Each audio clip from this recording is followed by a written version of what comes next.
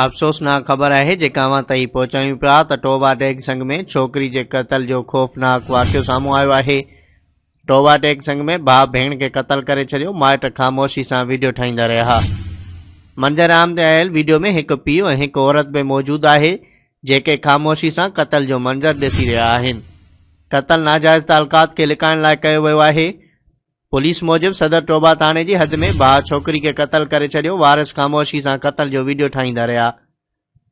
मंज़र आम ते आयल वीडियो में पीउ ऐं हिकु औरत में मौजूदु आहे जिन ख़ामोशी सां क़त्ल जो मंज़र ॾिठो।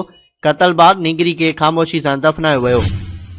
इन हवाले सां DPO ॿुधायो त वाक़ियो 17 ऐं 18 मार्च जे विच में पेश आयो हो। वाक़िए जो इतला 24 मार्च ते पुलिस खे ॾिनो वियो हो। हुन चयो त गुज़िरे ॾींहुं लाश जो पोस्टमार्टम करायो वियो। घर में वधीक ॿिनि ॼणनि जे मौजूदगी जा सबूत मिलिया आहिनि। क़त्ल नाजाइज़ तालुकात लिकाइण लाइ कयो वियो ऐं छोकरी खे क़त्ल करण बाद वीडियो ठाही वई हुई।